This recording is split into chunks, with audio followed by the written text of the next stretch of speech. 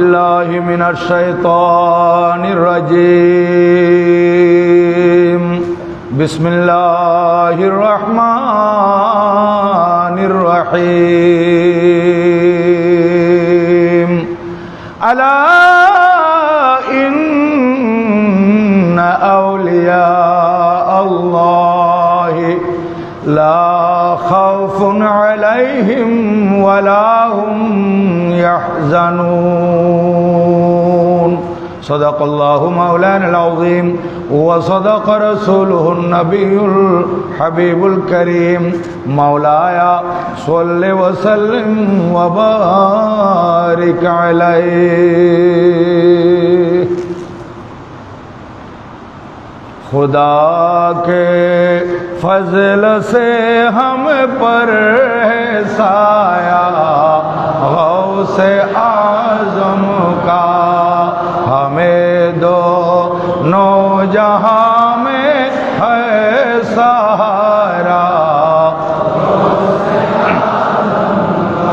رہے پابند احکام میں شریعت ابتدائی سے رہے پابند احکام شریعت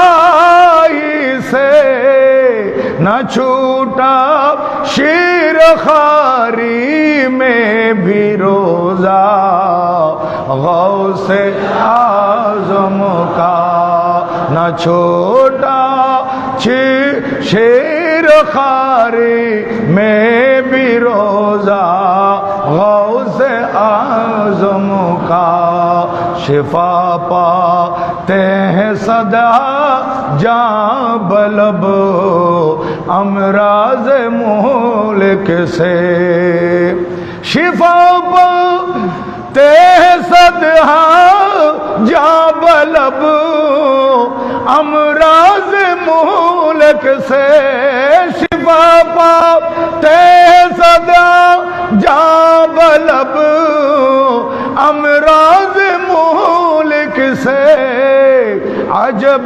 دارو شفا ہے آستانہ غوث اعظم کا عجب دارو شفا ہے آستانہ غوث اعظم کا خدا کے فضل سے ہم پر ہے سایہ غوث اعظم کا ہمیں دونوں جہاں میں ہے سہارا غوث اعظم کا উপস্থিত শ্রদ্ধাভাজন আরাকিন আঞ্জুমানে রহমানিয়া আহমদিয়া সুন্নিয়া ট্রাস্ট বাংলাদেশ মোহতরম মুতওয়াল্লি ও আরাকিনোত্তর জামে মসজিদ কমিটি আরাকিন মেম্বারান গাউসিয়া কমিটি বাংলাদেশ এবং আমার প্রিয় এলাকা নাজিরপাড়া তথা দূর দূরান্ত থেকে পবিত্র মাহে রবিউল সানি শরীফের চতুর্থ এবং শেষ জুমা আদায় করার মানুষে এই বুজুর্গ মসজিদে জমায়েত হওয়া পরম শ্রদ্ধাভাজন মুসল্লিয়ানে کرام বেরাদরানে ইসলাম আহবাবে তরিকত পর্দার আড়ালে ওয়াজ ও নসিহত শ্রবণ করার লক্ষ্যে উযু কালাম করে অপেক্ষমান পর্দানসীন মা ও বোনেরা, বিশেষ করে যারা লাইভে আছেন, কাছে দূরে দেশে প্রবাসে সম্মানিত দর্শক শ্রোতা, আমি আপনাদের প্রতি আবারও মাসনুন সালাম আরজ করছি। আসসালামু আলাইকুম ওয়া রাহমাতুল্লাহি ওয়া বারাকাতুহু। মহান রব্বুল আলমিনের আলিশান দরবারে লক্ষ কোটি শুকরিয়া। সরকারে দু জাহাঁ বায়সে কৌন মকা আরওয়াহুনা ফিদা হো সাল্লাল্লাহু তাআলা আলাইহি ওয়া আলা আলিহি ওয়া সাহবিহি ওয়া সাল্লামার নূরানি দরবারে দরুদ ও সালামের হাদিয়া তোহফা নজরানা পেশ করার পর আপনাদের শুকরিয়া আদায় করতেছি। বড় ভক্তি মহব্বত আন্তরিকতা এবং ইখলাস নিয়ে পবিত্র জুমার নামাজ আদায় করার মানুষে সমাবেত হয়েছেন কিংবা হতে চলেছেন। আল্লাহ জাল্লা ওয়া আলা প্রত্যেকের উপস্থিতিকে কবুল আর মঞ্জুর করুন, সবাই বলুন আমিন। সম্মানিত উপস্থিতি, আজ আপনাদের খেদমতে হুজুর শাহিন সাহেব বগদাদ, পীরানে পীর, দস্তগীর, মাহবুবে সুবহানি, কুতুবে রব্বানি, শেখ জিলানি, পীরে পীরা, মীরে মীরা, হজরতে সৈয়দনা শেখ আবু মোহাম্মদ মুহিউদ্দিন আব্দুল কাদের জিলানি, গিলানি, বগদাদি, আল হাসানি ওয়াল হুসাইনি রাদিয়াল্লাহু তাআলা আনহুর জীবন কর্ম কারামতের উপর আলোচনা করার ইচ্ছা পোষণ করেছি। বাকি ওয়ামা তৌফিকি ইল্লা বিল্লাহ, আলাইহি তাওয়াক্কালতু ওয়া ইলাইহি উনীব। এই বিষয়ে আলোচনা করার লক্ষ্যে আমি পবিত্র কালামুল্লাহ শরীফ থেকে 11তম পারা সূরা ইউনুস শরীফের 62 নম্বর আয়াত তেলাওয়াত করেছি, যেখানে আল্লাহ জাল্লা ওয়া আলা আল্লাহর ওলিগণের শান সম্পর্কে আলোচনা করেছেন। এই আয়াতে আল্লাহ পাক সুবহানাহু ওয়া তাআলা ঘোষণা দিচ্ছেন, আলা ইন্না আউলিয়া আল্লাহি, সাবধান, সতর্ক, হুঁশিয়ার, আল্লাহ তাআলার ওলিগণের জন্য লা খাউফুন আলাইহিম, তাদের কোনো ভয় নেই, ওয়ালা হুম ইয়াহজানুন, এবং তারা চিন্তিত হবে না। অর্থাৎ দুনিয়াতে তাদের জন্য কোনো ভয় নেই, কোনো ধরনের আশঙ্কা নেই। আল্লাহ পাকের বন্ধু যারা, এদেরকে আল্লাহ পাক সুবহানাহু ওয়া তাআলা নিজে হেফাজত করেন, এবং পরকালও তাদের জন্য কোনো চিন্তা নাই। যেদিন মানুষ চিন্তামগ্ন হবে, যেদিন মানুষ সমস্যাগ্রস্ত হবে, যেদিন মানুষ থরথর করে কাঁপবে, যেদিন মানুষ আল্লাহ তাআলার কহরার গজব থেকে বাঁচার জন্য আশ্রয় খুঁজবে, সেদিন আল্লাহর ওলিগণের শান কিয়ামতের ময়দানে আল্লাহ পাক সুবহানাহু ওয়া তাআলার পক্ষ থেকে দেখানো হবে। এবং নবীজি হাদিসে পাকে ইরশাদ করেন, যারা আউলিয়া আল্লাহ, যারা আল্লাহ তাআলার ওলি আউলিয়া, যারা আল্লাহ তাআলার প্রিয় বান্দা, এদের জন্য হাশরের ময়দানে আল্লাহ সুবহানাহু ওয়া তাআলার পক্ষ থেকে নূরের মিম্বর তৈরি রাখা হবে। নূরের মিম্বর, দেখেন আমরা গাছের মিম্বর, কাঠের মিম্বর, মোজাইক করা মিম্বর এবং টাইস করা মিম্বর, মাটির মিম্বরে খুতবা দিই। আর আল্লাহর ওলিগণের জন্য হাশরের ময়দানে মিম্বর থাকবে নূরের। আর সাধারণ মানুষ যারা কিয়ামতের ভয়াবহ পরিস্থিতির মধ্যে থাকবে, হাদিসে পাকে আছে শরীর থেকে ঘাম ঝরতে ঝরতে 70 গজ পর্যন্ত ঘাম ফুলে উঠবে, মানুষ নফসি নফসি করবে, মাথার মগজ ঝলসে পড়বে এবং সূর্য একেবারে কাছাকাছি থাকবে, 12 সূর্যের তাপ একটি সূর্যের মধ্যে থাকবে, তামার জমিন হবে। ওই কঠিন পরিস্থিতিতে মানুষ বলবে যে আজকে হাশরের ময়দানের এই ভয়াবহতা, এই কষ্টটা সহ্য করতে পারছি না, এর চাইতে জাহান্নামের শাস্তি মনে হয় আরো কম হবে। আল্লাহ, এই হাশরের কঠিন পরিস্থিতি আর বরদাস্ত হচ্ছে না, জান্নাতি হলে জান্নাতে দিয়ে দিন, জাহান্নামে হলে জাহান্নামে দিয়ে দিন। কিয়ামতের পরিস্থিতি আমরা সহ্য করতে পারতেছি না। আর সেই কঠিন পরিস্থিতিতে আমার নবীজি নবুয়তের জবানে হাদিসে পাকে ইরশাদ করেছেন, ইন্না উজুহাহুম লা নূর ওয়া ইন্নাহুম লা আলা নূর। এই কিয়ামতের ময়দানে আল্লাহর ওলিগণের চেহারা হবে নূরানি, তাদের চেহারা থেকে নূরের বিকরণ ঘটবে, তাদের চেহারা আলোকিত থাকবে। ওয়া ইন্নাহুম লা আলা নূর, এবং তারা নূরের উপর ভাসবে। সুবহানাল্লাহ। সাধারণ মানুষ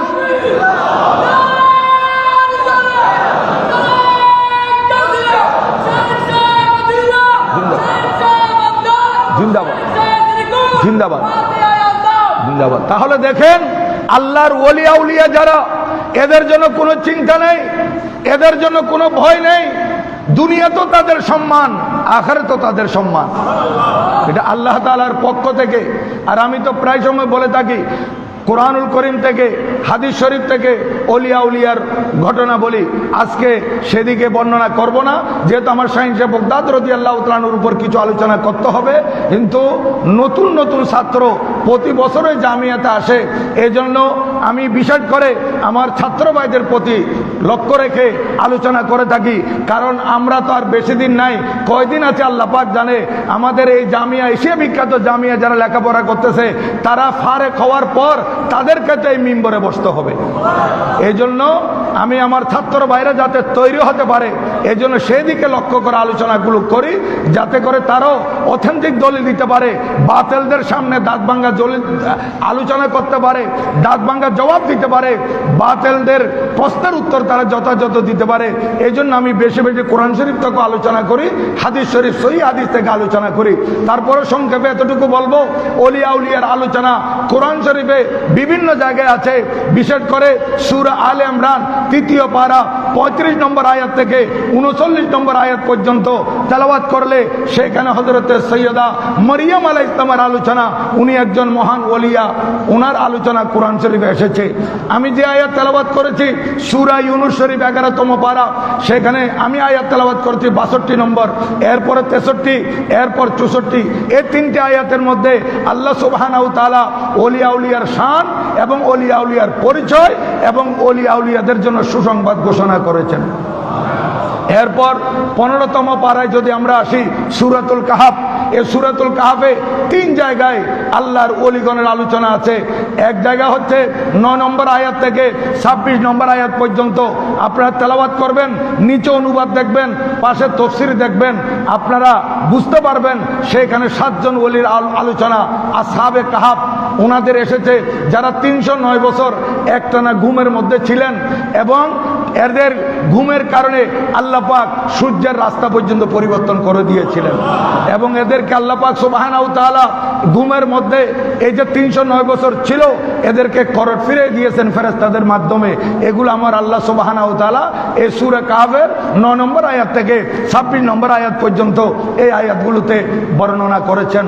এবং এরপরে 60 নম্বর আয়াত থেকে 82 নম্বর আয়াত পর্যন্ত যদি আমরা তেলাওয়াত করি, সেখানে দেখব আরেকজন ওলি হযরতে খাজা খিজির আলাইহিস সালাম, হযরতে খাজা বলিয়া বিন মালিকান খিজির আলাইহিস সালাম, ওনার ব্যাপারে ইখতিলাফ আছে। জমহুর ওনাকে নবী বলেছেন, আবার অনেকে ওলি বলেছেন। যারা ওলি বলেছেন এই মত যদি আমরা গ্রহণ করি, তাহলে হযরতে সৈয়দনা মুসা কলিমুল্লাহ জলিলুল কদর নবী, ওনার সাথে সাথে হযরতে খিজির আলাইহিস সালামের আলোচনা এসেছে এই সূরা কাহাফের 60 নম্বর আয়াত থেকে 82 নম্বর আয়াত পর্যন্ত। আবার 83 নম্বর আয়াত থেকে শুরু করে 101 নম্বর আয়াত, একই সূরা 82 পর 83, সেখানে হযরতে সৈয়দনা আল্লাহর ওনার ব্যাপারে ইখতিলাফ আছে। যুলকারনাইন আলাইহিস সালাম, উনি আল্লাহর ওলি।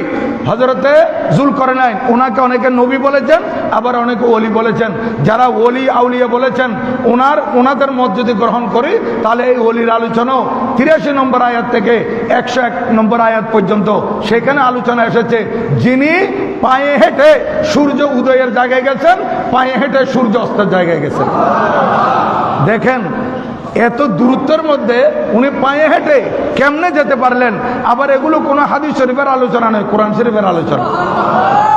হ্যাঁ, তারপর আসেন 16তম পারা সূরা মারিয়াম, সেখানে 16 নম্বর আয়াত থেকে 33 নম্বর আয়াত পর্যন্ত তেলাওয়াত করবেন। সেখানে আবার হযরতে মরিয়ম আলাইহিস সালামের করামতের আলোচনা আছে। ওনার হযরতে সৈয়দনা ঈসা আলাইহিস সালামকে প্রসব করার পর ওনার যে করামতগুলো জাহির হয়েছিল, সেই আলোচনা সেখানে পাবেন। এরপর 19তম পারা সূরা নমলের মধ্যে গিয়ে 40 নম্বর আয়াতে যাবেন, সেখানে আল্লাহর ওলির করামতের আলোচনা আছে। এইভাবে বিভিন্ন আয়াতে আয়াতে আছে, এগুলো সরাসরি সূরার কথা বলতেছি। আবার 30তম পারা সূরাতুল বুরুজের মধ্যে 4 নম্বর আয়াত 5 নম্বর আয়াতের মধ্যে তাফসীর যদি দেখেন, সেখানে হযরতে মূসা আলাইহিস সালামের জমানায় একজন আল্লাহর ওলি যুবক, ওনার আলোচনা আছে। তাহলে কোরআন শরীফে বিভিন্ন জায়গায় আল্লাহর ওলি আউলিয়ার আলোচনা আল্লাহ পাক কুদরতের জবানিতে করেছেন। আবার হাদিস শরীফ যদি দেখি, একেবারে সহিহ বুখারী শরীফ থেকে শুরু করে 76 হাদিস সহ অন্যান্য প্রত্যেকটা হাদিস শরীফের কিতাবে আপনারা দেখবেন সেখানে যেখানে আমার নবীজি নবুয়তের জবানে ওলিয়া উলিয়ার আলোচনা করেছেন। তাহলে কি বোঝা গেল? আল্লাহর ওলিগণের আলোচনা করা এটা একদিকে যেমন আল্লাহ তাআলার সুন্নাত, আরেকদিকে আমার প্রিয় নবীজির সুন্নাত। তাই আজ বড় পীর হযরত সৈয়দনা আব্দুল কাদের জিলানী রাদিয়াল্লাহু তাআলা আনহুর আলোচনায় যদি আসি, উনি হচ্ছেন মায়ের গর্ভের ওলি, মা দরজাত ওলি যাদেরকে বলা হয়, উনি দুনিয়াতে আসতেই ওলি হয়ে এসেছেন। আমি অনেকবার বলেছি, কিছু আউলিয়া কেরাম আছে যারা দুনিয়াতে এসে রিয়াজত, সাধনা, মোরাকাবা, মুশাহাদা এগুলো কঠিন পরিশ্রম করে আল্লাহর ওলি হয়েছেন। আর কিছু ওলি এমন আছে যাদেরকে আল্লাহ পাক এমন দয়া করেছেন দুনিয়াতে আসতেই ওলি হয়ে আসছেন। এই দুনিয়াতে আসতে যারা ওলি হয়ে এসেছেন ওনাদের মধ্যে আমার বরপিসা হুজুর কেবলা, আমার হুজুর খাজা গরিব নওয়াজ রাদিয়াল্লাহু তাআলা আনহু এবং আমাদের হুজুর কেবলা বানিয়ে জশ্নে জুলুসে ঈদে মিলাদুন নবী সাল্লাল্লাহু আলাইহি ইসলাম এবং বানিয়ে গৌসিয়া কমিটি হুজুর কেবলা গৌসে জামা আল্লামা সৈয়দ মোহাম্মদ তৈয়ব শাহ রহমতুল্লাহ আলাইহি রয়েছেন, যারা দুনিয়াতে আসতে ওলি হয়ে আসছেন। এভাবে আরো আছেন, আরো অনেক আছেন ওলিয়া উলিয়া যারা দুনিয়াতে আসতে ওলি হয়ে আসছেন। বড় পীর আব্দুল কাদের জিলানী রাদিয়াল্লাহু তাআলা আনহু উনি যে মা দরজাত ওলি, এর প্রমাণ হচ্ছে উনাকে যখন মক্তবে নিয়ে যাওয়া হয় তখন উনি মক্তবে উস্তাদের জবানে শুধু বিসমিল্লাহ শরীফটা পড়ছেন। উস্তাদ বলেছেন বিসমিল্লাহ শরীফ পড়াচ্ছেন, উনি পড়তেছেন, পড়ার পর আর উস্তাদকে বলতে হয় নাই, উনি সূরা ফাতিহা থেকে শুরু করে একেবারে 18 পারা পর্যন্ত তেলাওয়াত করেছেন। একেবারে ছোট্ট শিশু সৈয়দনা আব্দুল কাদের জিলানী রাদিয়াল্লাহু তাআলা আনহু, উস্তাদ বলেন এই বাচ্চা এরকম তার দেখি নাই, এই মাত্র আমার কাছে আলিফ বা তাসার সবক নিবে, আর সেই জায়গায় আমি বিসমিল্লাহ পড়াই দিতেই কোরআন শরীফ 18 পারা তেলাওয়াত করে ফেললো। জিজ্ঞাসা করলেন যে আপনি এটা কিভাবে শিখলেন? বলে আমার আম্মাজান 18 পারা কোরআন শরীফের হাফেজা ছিলেন। আমি যখন আম্মাজানের গর্ভে ছিলাম, আমার আম্মাজান আমাকে গর্ভে রেখে সবসময় যে কোরআন শরীফ তেলাওয়াত করতেন, আম্মাজানের জবানে শুনে শুনে আমি গর্ভের ভিতর মুখস্থ করে নিয়েছি। তাহলে দেখেন মা দরজাত ওলি এর আরেকটা জ্বলন্ত প্রমাণ হচ্ছে হযরতে শাহীন শাহ বগদাদ রাদিয়াল্লাহু তাআলা আনহু দুনিয়াতে এসেছিলেন রমজান শরীফের 1 তারিখ। রমজান শরীফের 1 তারিখ আমার গৌসে পাক রাদিয়াল্লাহু তাআলা আনহুর জন্ম 470 হিজরি। উনি আসা মাত্রই দিনের বেলা আম্মা জানের দুগ্ধ পান করেন নাই, দিনের বেলা মা জানের দুধ পান করেন নাই। এইভাবে হযরতে হুজুর গৌসুল আজম দস্তগীর রাদিয়াল্লাহু তাআলা আনহু দেখা গেল এই যে এখানে শাহীন শাহ বগদাদ রাদিয়াল্লাহু তাআলা আনহুর আলোচনা এখানে এসেছে। হুজুর সৈয়দনা গৌসুল আজম দস্তগীর রাদিয়াল্লাহু তাআলা আনহু উনি যে এই রমজান শরীফের 1 তারিখ থেকে শুরু করে 30 তারিখ পর্যন্ত উনি দিনের বেলা অর্থাৎ সুবহ সাদেক থেকে শুরু করে রোজা যখন আরম্ভ হয় সেখান থেকে শুরু করে সূর্য অস্ত যাওয়া পর্যন্ত উনি কিছু পান করেন নাই, পানাহার থেকে বিরত ছিলেন হুজুর সৈয়দনা গৌস পাক রাদিয়াল্লাহু তাআলা আনহু। এবং যেদিন ঈদ হবে, চাঁদ 29-এ যাবে নাকি 30-এ যাবে এটা নিয়ে 29-এ আমরা চাঁদ দেখি, 29 দিন গত রাত আমরা চাঁদ দেখি। এইভাবে সেই সময়ও 29-এ চাঁদ দেখেছে সবাই, কিন্তু আকাশ মেঘাচ্ছন্ন হওয়ার কারণে চাঁদ দেখতে পারে নাই। এখন কি রোজা হবে নাকি ঈদ হবে এইটা নিয়ে সবাই চিন্তিত যে আমরা কি করব। সবাই একক সিদ্ধান্ত উপনীত হলো, আমরা তো গিলানের মানুষ, আমরা জেনেছি হযরত আবু সালেহ মুসা জঙ্গি দুস্ত রহমতুল্লাহের ঘরে এমন নবজাতক শিশু দুনিয়াতে আসছে 1 তারিখ থেকে এই পর্যন্ত সুবহ সাদেক থেকে শুরু করে সূর্য অস্ত যাওয়া পর্যন্ত উনি আম্মা জানের দুধ পান করেন নাই। সুতরাং আজকে আমরা রোজা রাখার জন্য আমরা সাহরি করে ফেলবো, রোজা রাখার জন্য সাহরি করে ফেলবো। আর যখন সুবহ সাদেক আরম্ভ হবে আমরা হযরতে আবু সালেহ মুসা জঙ্গি দুস্তের ঘরে যাব। যদি হযরতে আবু সালেহ মুসা জঙ্গি দুস্ত আমাদেরকে বলেন ওনার শিশু দুধ পান করা বন্ধ করে দিয়েছেন, তাহলে আমরা রোজা রেখে দেব। আর যদি উনি বলেন আমার শিশু তার মার দুধ পান করতেছে, ওনার মার দুধ পান করতেছেন, তাহলে আমরা ঈদ করে ফেলবো। শেষ পর্যন্ত দেখা গেল যেই কথা সেই কাজ।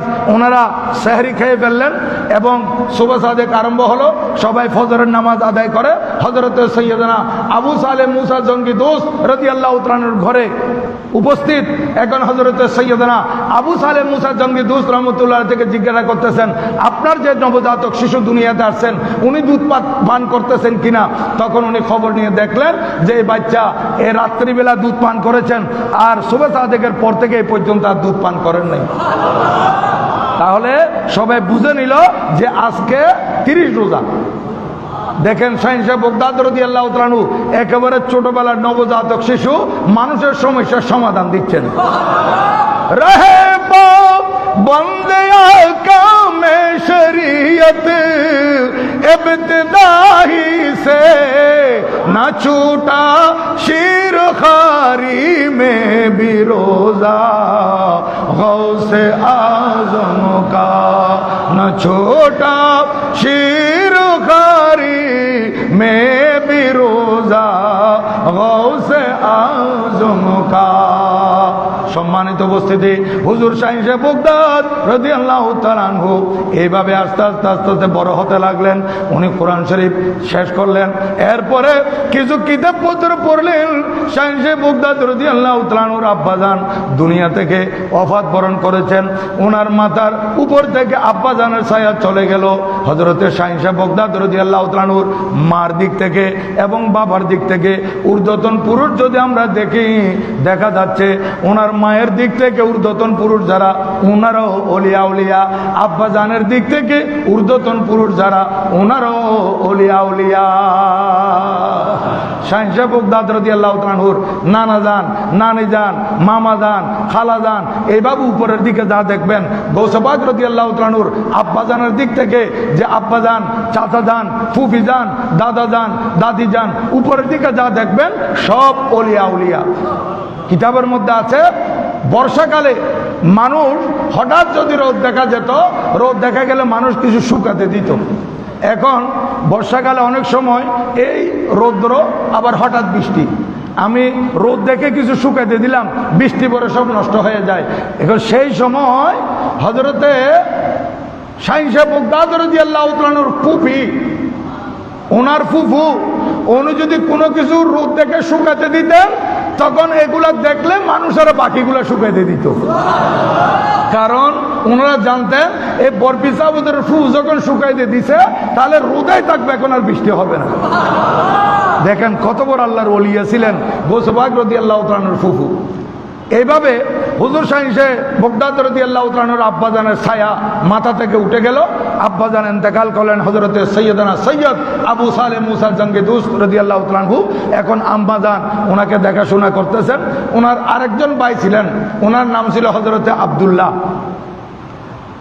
এই আব্দুল্লাহ রাদিয়াল্লাহু তাআলা আনহু ওনার এত প্রসিদ্ধতা নেই, হয়তো উনি ছোটবেলায় ইন্তেকাল করেছিলেন অথবা আরেকটু বড় হয়ে ইন্তেকাল করেছেন।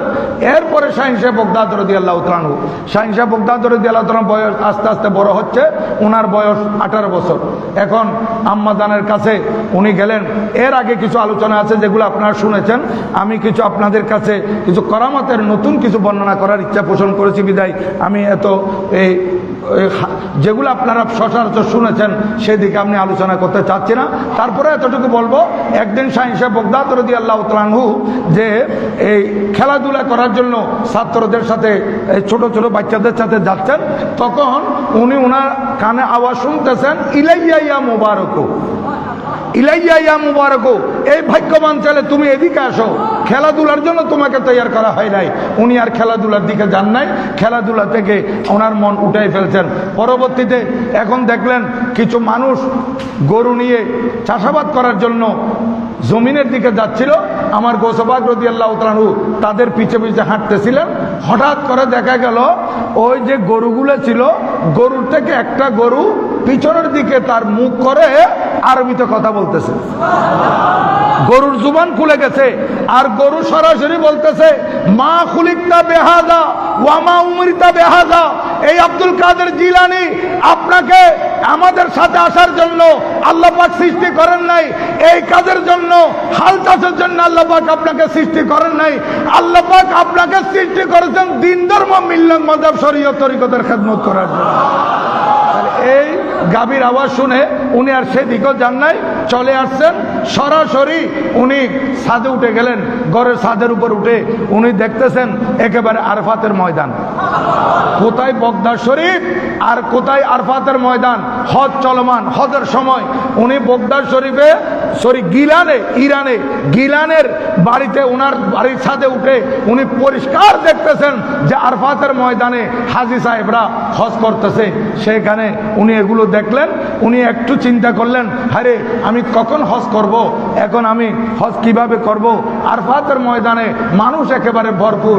এই চিন্তা করতে না করতে উনি হঠাৎ করে দেখতেছেন আল্লাহর ঘর খানায়ে কাবা ওনার সামনে এসে গেছে। হুজুর শাহ সাহেব বগদাদ রাদিয়াল্লাহু তাআলা আনহু, ওনাকে আল্লাহ পাক সুবহানাহু ওয়া তাআলা এমন দয়া করেছেন, বেলায়েতের এত বড় মকামে ওনাকে আল্লাহ পাক সুবহানাহু ওয়া তাআলা সমাসীন করেছেন যে উনি যেটা ইচ্ছে করতেন সেইটা উনি পারতেন। হুজুর শাহ সাহেব বগদাদ রাদিয়াল্লাহু তাআলা আনহুর বয়স 18 বছর যখন হয়, তখন আম্মা জানকে বলেন, আম্মা আমাকে আরও লেখাপড়া করতে হবে, এখানে ইরানের গিলানে আমি যে এই প্রতিষ্ঠানগুলো ছিল এখানে তো কিতাবাদি পড়েছি, আমাকে আরও উচ্চশিক্ষা লাভ করতে হবে, এলমে দিন আরো বেশি করে অর্জন করতে হবে, আমি উচ্চশিক্ষা লাভ করতে গেলে আমাকে বগদাদ শরীফ যেতে হবে। আম্মা জান অনুমতি দিয়ে দিলেন এবং বললেন, বাবা শুনো, তোমার সাথে দুনিয়াতে হয়তো আমার আর দেখা হবে না, কারণ আম্মা জানও ছিলেন জগৎ বিখ্যাত ওলিয়া। হ্যাঁ, আম্মা জান জানেন যে উনি শাহ সাহেব বগদাদ এত বড় আলেম হবেন, এত বড় ওলি হবেন, ওলিকুল সম্রাট হবেন, উনি বগদাদ শরীফ থেকে আস্তে আস্তে আম্মা জান আর দুনিয়াতে থাকবেন না। মা বলতে লাগলেন, আব্দুল কাদের শুনো, আমি তোমাকে বলতেছি তুমি তো বগদাদ শরীফ যাবে লেখাপড়া করার জন্য, কিন্তু আমি তোমাকে বলতেছি হয়তো আমি মার সাথে তোমার আর দেখা হবে না। বাবারে শুনো, হাসরের ময়দানে তোমার সাথে আমার দেখা হবে, হয়তো দুনিয়াতে আর দেখা হবে না। আমি মা তোমাকে অনুমতি দিচ্ছি উচ্চশিক্ষা লাভ করার জন্য, এলমে দ্বীন অর্জন করার জন্য তুমি বগদাদ শরীফ চলে যাও, কিন্তু আমি মা তোমাকে একটি নসিহত করতেছি, তুমি জীবনের তরে যত বড় কঠিন সমস্যার সম্মুখীন হও না কেন, যত বড় কঠিন পরিস্থিতিতে পড়ো না কেন, কোনোদিন তুমি জুবানে মিথ্যা কথা বলবে না। দেখেন, মিথ্যা কথা হচ্ছে উম্মুল খাবায়েস, এটা মিথ্যা, এটা সকল পাপের মূল। একটা আপনি মিথ্যাকে গোপন করতে গেলে আপনাকে আরো অনেক মিথ্যার আশ্রয় নিতে হবে, তারপরে আপনি এটা সত্য প্রমাণ করতে পারবেন না। মিথ্যা মিথ্যাই বলতে হবে। এই জন্য বলা হচ্ছে আল কিযবু উম্মুল খাবায়েস, মিথ্যা হচ্ছে সমস্ত খবাসতের মূল। এই জন্য আমার গৌসে পাক রাদিয়াল্লাহু তাআলা আনহুর আম্মা বলে দিলেন, বাবারে জীবনের তরে কোনোদিন মিথ্যা কথা বলবে না। এই অনুমতি মা যখন বললেন, মা থেকে অনুমতি নিয়ে উনি বের হবেন। আর এদিকে হুজুর শাহ সাহেব বগদাদ রাদিয়াল্লাহু তাআলা আনহুর এই আম্মা জান, হুজুর শাহ সাহেব বগদাদ রাদিয়াল্লাহু তাআলা আম্মা জান 40টি দিনার ওনাকে বগলতলে সিলাই করে দিয়েছেন, আপনারা এগুলা জানেন। আর আসার সময় হামদান নামক একটি জায়গার মধ্যে দস্যুদল আক্রমণ করেছিল, হামলা চালিয়েছিল, সেটাও আপনারা জানেন যে আমার গৌসে পাক রাদিয়াল্লাহু তাআলা আনহু সেইখানেও ডাকাত দলকে সত্য কথা বলেছিলেন যে আমার কাছে 40টি দিনার আছে। দিনার মানে স্বর্ণ মুদ্রা। দেখেন, 40টি দিনার আছে। হুজুর শাহ সাহেব বগদাদ রাদিয়াল্লাহু তাআলা আনহু এই 40টি দিনার আছে এই কথা বলার পরও ডাকাত প্রথমে বিশ্বাস করে নাই। এর পরবর্তীতে আবার বলেছেন, তারপরও আরেকজনও বিশ্বাস করে নাই। কিন্তু ডাকাতের সর্দারের কাছে যখন গিয়ে বলছে যে একটা ছোট্ট বালক আমাদেরকে বলছে 40টি দিনার আছে, আমরা বিশ্বাস করি নাই, কারণ পড়ুয়া ছাত্র 40টি দিনার কিভাবে থাকবে। 40টি দিনার মানে সেই সময় দিনারগুলো ছিল যথাযথ স্বর্ণ মুদ্রা। ওখানে 20টি স্বর্ণ মুদ্রায় 7.5 ভরি স্বর্ণ, 20টি স্বর্ণ মুদ্রায়, তাহলে 40টি স্বর্ণ মুদ্রা 15 ভরির মতো স্বর্ণ আছে। এখানে ডাকাত সর্দার বলতেছে ওনাকে নিয়ে আসো। এই দুইজন আইসা আমার গৌসে পাকের 2 বাহু ধরে যখন পাহাড়ের উপর উঠাই ফেলতেছে, শাহ সাহেব বগদাদ বললেন, আয় আল্লাহ, এরা ডাকাতেরা যদি আমাকে উপরের দিকে উঠাইতে পারে, আপনি চাইলে তাদেরকে আরো উপরে উঠাই দিতে পারেন। এই কথা বলে আমার জিন্দাবাদ। তাহলে শাহিন শাহ বগদাদ রাদিয়াল্লাহু তাআলা আনহু এই উপরে যখন গেলেন দস্যু সর্দারের সামনে, বললেন যে হ্যাঁ আমি যে ওনাদেরকে বলেছি আমার কাছে 40টি দিনার আছে, ঠিকই আমার মা আমার এখানে বগলতলে সিলাই করে দিয়েছেন 40টি দিনার। তখন এগুলা বের করলো, বের করার পর ডাকাতের সর্দার আহমদ বলতেছে আপনি যদি বলতেন আমার কাছে কিছু নাই তাহলে তো আপনাকে চেকও করতো না, আছে বলার পরও সন্দেহ করে নাই, চলে আসছে, নাই বললো তো কিছু বলতো না, আপনি পড়ুয়া ছাত্র। বলতেছে না, আমি ঘর থেকে বের হওয়ার সময় আমার মা বলেছিলেন বাবারে জীবনের তোরে মিথ্যা কথা বলো না, আমি আম্মার সাথে নাফরমানি কেমনে করব, আমি আম্মার সাথে ওয়াদা করেছি যত বড় কঠিন পরিস্থিতির সম্মুখীন হয় না কেন আমি মিথ্যা কথা বলবো না, এই জন্য আপনাদের সামনে আমি মিথ্যা বলি নাই। এ জবান ছিল আমার গৌসে পাকের, এই কথা আমার গৌসে পাকের জবান দিয়ে বলার সাথে সাথে ডাকাতের সর্দারের কলবের মধ্যে এটা আঘাত করছে, আর তার কলবের দুনিয়ায় পরিবর্তন এসে গেছে। সে বলতেছে ছোট্ট বাচ্চা পড়তে যাবে, আমাদের সাথে মিথ্যা বলে নাই, মার সাথে নাফরমানে হবে বিদায়, আর আমরা যে আল্লাহ আমাদেরকে সৃষ্টি করেছেন এই আল্লাহ তাআলার নাফরমানের মধ্যে আমরা জীবন অতিবাহিত করতেছি, এটা কেমনে হতে পারে? তখন বলতেছে যুবক আপনার কথায় আমার ভিতরে পরিবর্তন এসে গেছে, আমি আর এগুলো করব না, ডাকাতি করব না, অন্যায় করব না, জুলুম করব না, আমি আপনার সঠিক পথের দিশা চাই, আপনি আমাকে তওবা করাই দেন। এই কথা বলার সাথে সাথে বাকি 60 জন তার অনুসারী যে ডাকাতগুলো ছিল তারা বলতে লাগলো বস আপনি আমাদের সর্দার, আপনি এখন যদি ভালো হয়ে যান, আপনি ডাকাত থাকা অবস্থায় আমাদের সর্দার ছিলেন, এখন ভালো পথে আসার সময়ও আমরা ভালো পথে আসবো, তখন আপনি আমাদের সর্দার থাকবেন। আমার গৌসে পাক রাদিয়াল্লাহু তাআলা আনহু বললেন ঠিক আছে আপনারা আমার সাথে কলমা পড়ে মুসলমান যথাযথ আপনি কলমা পড়বেন, তওবা করবেন, ঠিক আছে, কিন্তু আপনাদেরকে বলবো আপনারা আগে এই যে ডাকাতেরা আপনার সদস্যরা এই বণিক দলের যে মালগুলো লুট করেছে এগুলো ফেরত দিতে বলেন, এগুলো ফেরত দিলে আমি আপনাদেরকে তওবা করাবো। এগুলো ফেরত দিল আর বলছে এই জীবনের তরে যত লুট করেছেন যত ডাকাতি করেছেন আপনারা চিনলে এগুলো পারলে ফেরত দিয়ে দিবেন, নতুবা যাদেরকে চিনেন তাদের কাছে গিয়ে ক্ষমা চেয়ে নেবেন। আমার গৌসে পাক রাদিয়াল্লাহু তাআলা আনহু তাদেরকে তওবা করালেন। তওবা করার পর এটা তওবা আমার হাতে করে নাই, শাহিন শাহ বগদাদের হাতে করেছে, এই জন্য আল্লাহ পাক এত বেশি খুশি হয়েছেন, পরবর্তীতে এই 61 জন এরা সবাই আল্লাহর ওলি হয়ে গিয়েছে। তাহলে সময় তো নাই, ইনশাল্লাহ আমাকে এটা প্রথম পর্ব করতে হচ্ছে, আগামী জুমায়ও আমার শাহিন শাহ বগদাদের উপর আলোচনা করব, যেগুলো লিখে এনেছিলাম কিছু এগুলো বলার সুযোগ হয় নাই, তো আমি আপনাদের খেদমতে ইনশাল্লাহ আগামী জুমায় বলবো গৌসে পাক রাদিয়াল্লাহু তাআলা জীবন কর্ম কারামতের উপর, তারপরে অন্য সাবজেক্টের উপর বলবো। কিন্তু এখানে একটা মূল আপনাদেরকে একটা জরুরি মশলা বলতে হচ্ছে, একটা জরুরি মশলা আপনারা এগুলো লাইভের মধ্যে দেখতে পাবেন ইনশাল্লাহ। আমি একটি জরুরি মশলা বলতেছি, আপনারা জানেন এখন বর্তমানে স্বর্ণের দাম 2 লক্ষ টাকা প্লাস, এখন এই 2 লক্ষ টাকা প্লাস স্বর্ণের দাম, এখানে এখন বিবাহ শাদী করাটা কঠিন হয়ে গেছে। আর হাদিসে পাক আছে ইন্না আযামান নিকাহ আইসারহু মুনাতান, বিবাহের মধ্যে উত্তম হচ্ছে সহজ পন্থা অবলম্বন করা।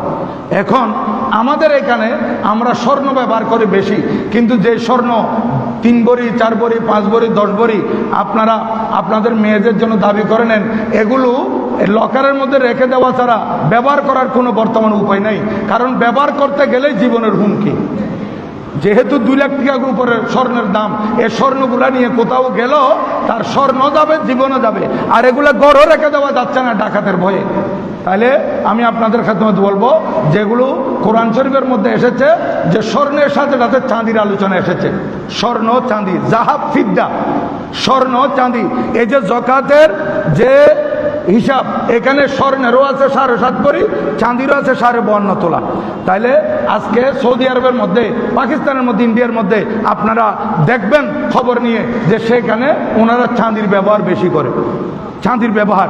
এখন আমি আপনাদেরকে বলবো আপনাদের মেয়েদের বিয়ে শাদীর মধ্যে আপনারা স্বর্ণের পরিবর্তে চাঁদির ডিমান্ড করতে পারেন, চাঁদির কথা বলতে পারেন। আর চাঁদি তো সস্তা, চাঁদির মধ্যে আপনারা 100 ভরি চাঁদিও আপনার মেয়ের জন্য চাইতে পারেন, কোনো সমস্যা নাই। আর এই 100 ভরি চাঁদি এগুলো দিয়ে যদি অলংকার সাজায়, এগুলো স্বর্ণগুলো কেন দেওয়া হয়? স্বর্ণগুলো হচ্ছে মেয়েদের জিনত, মেয়েদের সৌন্দর্য, মহিলাদের সৌন্দর্য অলঙ্কন। তো এই স্বর্ণ দিয়ে যেমন অলঙ্কিত করা হয়, এই চাঁদি দিয়ে আপনারা পারবেন। তা কিন্তু মোরানা হচ্ছে ওয়াজিব।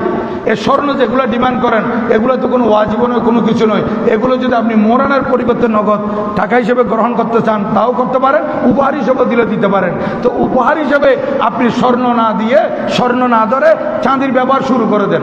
দেখেন আস্তে আস্তে সব জায়গায় যখন চাঁদির ব্যবহার শুরু হবে অটোমেটিক স্বর্ণের দাম কমে আসবে। আপনারা স্বর্ণের পরিবর্তে এখন বিবাহ শাদীর মধ্যে চাঁদি ধরেন, যে আমার মেয়ের বিয়ের মধ্যে আপনাদেরকে 50 ভরি 100 ভরি চাঁদি দিতে হবে, এভাবে ধরেন, কোনো সমস্যা নেই। স্বর্ণ 1 ভরি দেওয়া থেকে স্বর্ণ 1 ভরি দেওয়া কঠিন হয়ে যাচ্ছে, আর স্বর্ণ 1 ভরির দাম দিয়ে আপনি 100 ভরি চাঁদি পাইতেছেন এখন। এই চাঁদি এইগুলো আমি আপনাদেরকে বলতেছি, এটা একটা মশালা, এটা খুব খেয়াল রাখবেন। এটা আস্তে আস্তে আপনারা প্রচলন শুরু করে দেন ইনশাল্লাহ। আমি অনেক ওলামায়ে কেরামের সাথে আলোচনা করে আজকে আপনাদের খেদমতে এই মশালাটা বললাম। দেখবেন ইনশাল্লাহ ওলামায়ে কেরাম এগুলো বর্ণনা করবেন। এই বিভিন্ন মশালায় মিডিয়ায় আসবে স্বর্ণের পরিবর্তে চাঁদির ব্যবহার, বিবাহ শাদীর মধ্যে স্বর্ণের পরিবর্তে চাঁদির ব্যবহার, এটা প্রচলন শুরু করে দেন ইনশাল্লাহ। তাহলে বিয়েটা একটু সহজ হবে। এখন অনেক যুবক আপনারা যখন বলেন 5 ভরি স্বর্ণ দিতে হবে, ফেরত আসতে হয়। কেমনে 5 ভরি স্বর্ণের দাম 10 লাখ টাকা প্লাস। তাই এখানে আপনারা এবার আমি আপনাদের খেদমতে আরজ করবো, এই জিনিসটা আপনারা প্রচলন করলে আশা করি বিবাহটা সহজ হবে এবং মানুষ এই অন্যের পথে না গিয়ে হালাল পথে আসার একটা সুযোগ হয়ে যাবে। আল্লাহ পাক সুবহানাহু ওয়া তাআলা কবুল আর মঞ্জুর করুন। সবাই বলুন আমিন। সম্মানিত হাজির, ওয়া মা আলাইনা ইল্লাল বালাগ। একজন